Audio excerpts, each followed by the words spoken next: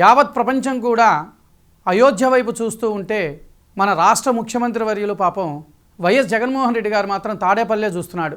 నేను ఎందుకు ఈ మాట అన్నాను అనంటే 500 సంవత్సరాల క్రితం ముస్లిమ్సు అయోధ్యలో రామమందిరాన్ని పడగొడితే 500 సంవత్సరాల తర్వాత కష్టపడి మన అయోధ్యలో మన రామాలయాన్ని ప్రత్యక్ష దైవం మన రాముల వారి యొక్క రామాలయాన్ని నిర్మించుకొని ఈ రోజున ప్రతిష్టా మహోత్సవ కార్యక్రమాన్ని నిర్వహిస్తూ ఉన్నాము. జరిగింది ఈ రోజున. కానీ ఆంధ్రప్రదేశ్ రాష్ట్ర ముఖ్యమంత్రి అన్ని రాష్ట్ర ముఖ్యమంత్రులు కూడా అయోధ్య వైపుకు వెళితే మన ముఖ్యమంత్రి మాత్రం తాడేపల్లి ప్యాలెస్ నుంచి మాత్రం బయటికి రాలా. నిన్నగాక మొన్న తన మేనల్లుడి యొక్క నిశ్చితార్థ మహోత్సవానికి హైదరాబాద్ వెళ్ళాడు. ఏదైనా సందర్భం జరిగితే ఇడుపులపై వెళ్తాడు, అన్ని చోట్లకి వెళ్తాడు. కానీ ఆరాధ్య దైవమైనటువంటి శ్రీరామచంద్రమూర్తి వారి యొక్క విగ్రహ ప్రతిష్టా మహోత్సవ కార్యక్రమము ఈ రోజున కనుల పండుగగా రంగరంగ వైభవంగా అతిరథ మహారథులు పీఠాధిపతులు ఎంతోమంది ఈ రోజున అయోధ్యకి వెళుతుంటే మన ముఖ్యమంత్రి మాత్రం తాడేపల్లి ప్యాలెస్ మాత్రం వదిలిపెట్టకుండా ఇంట్లోనే కూర్చొని ఉన్నాడు. నిన్నగాక మొన్న తన ఇంట్లో కూర్చొని కలియుగ శ్రీ వెంకటేశ్వర స్వామి వారి యొక్క నమూనాని చిత్రీకరించుకొని చక్కగా ఒక సెట్టింగ్ లాగా వేసుకొని ఇంటి దగ్గర నిర్మించుకున్నాడు. హిందువుల యొక్క దేవతామూర్తుల మీద జరుగుతున్నా కూడా ఈ ముఖ్యమంత్రి పట్టించుకోకపోవటం అనేది చాలా బాధాకరంగా ఉన్నది. నేను ఎందుకంటున్నానంటే ఈ విషయాన్ని కూడా రామతీర్థంలో శ్రీరామచంద్రమూర్తి వారి యొక్క తలని విచ్ఛిన్నం చేసినప్పుడు ఆ రోజు ఈ ప్రభుత్వం స్పందించలా. విజయవాడ కనకదుర్గమ్మ వారి గుడిలో సింహవాహనాలు పోయినప్పుడు కూడా ఈ ముఖ్యమంత్రి స్పందించలా. అంతర్వేదిలో రథం తగలబడ్డా కూడా ముఖ్యమంత్రి స్పందించలా. ఇంతవరకు అలాంటి దోషులను కూడా పట్టుకునే ప్రయత్నం కూడా చేయలేదు ఈ ముఖ్యమంత్రి.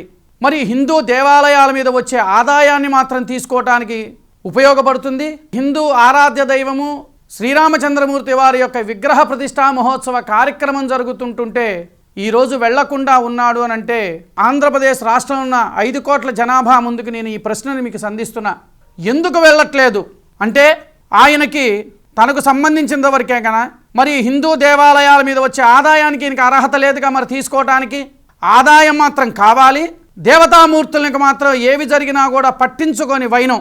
ప్రధానంగా మీకు చెప్పదలుచుకుంది ఏమిటంటే ప్రతి తండ్రి కోరుకుండే కొడుకు, ప్రతి తల్లి కలలకనే బిడ్డ అతడే శ్రీరామచంద్రమూర్తి.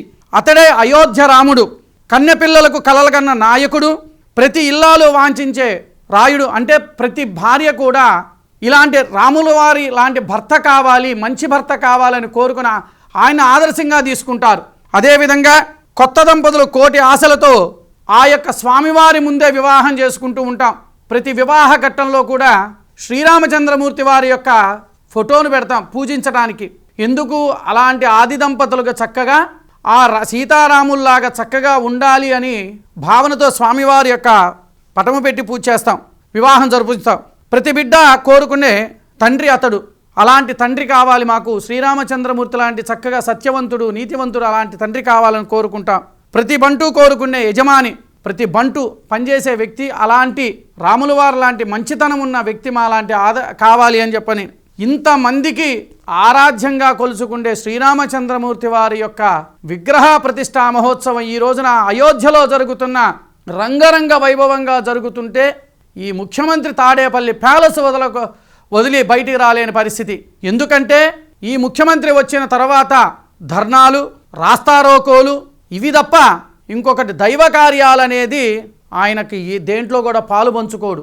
ఆయన ఒకవేళ వెళ్ళాలి అంటే భారీ గేట్లు కట్టుకోవటం, జనసంద్రోహం లేకుండా, అంటే ఎవరు జనాలు మాత్రం పక్కన ఉండకూడదు ఆయన వెళ్ళాలి అంటే. అలా అయితేనే ఆయన ముందుకు కదులుతాడు. ఈ రోజున హిందువుల యొక్క మనోభావాలని సనాతన ధర్మాన్ని కాపాడటానికి ఎక్కడి నుంచో రాష్ట్ర ముఖ్యమంత్రులు ప్రతి ఒక్కళ్ళు కులమతాలు అతీతంగా ఈ రోజున అయోధ్యలో రామాలయం ప్రతిష్టకు వెళితే ఈ ముఖ్యమంత్రి వెళ్లకుండా ఉన్నాడు అని అంటే రాష్ట్ర ప్రజలారా మీరు ఆలోచించండి. ఇది నేను చెప్పిన విషయం. ఈ రోజు నేను ఇంత బాధపడుతున్నానంటే ఒక్కసారి మీరు ఆలోచించండి. ఇది నేను చెప్పింది అవునా కాదా అని మీరే నిర్ణయం చేయండి. నేను చెప్పే ప్రతి మాట కూడా అక్షర సత్యము. నేను చెప్పింది అవునా కాదా మీరు ఒక్కసారి ఆలోచించండి. అదేవిధంగా ఈ రోజున అయోధ్యలో జరిగే ఆ రామాలయ ప్రతిష్ఠ మహోత్సవం కూడా మీకు చూపించడం జరుగుతుంది. చూడండి ఎంత కనుల పండుగగా జరుగుతుందో మీరు ఒక్కసారి తిలకించండి. నమస్కారం. నా పేరు చూకుల దుర్గాప్రసాద్ శాస్త్రి.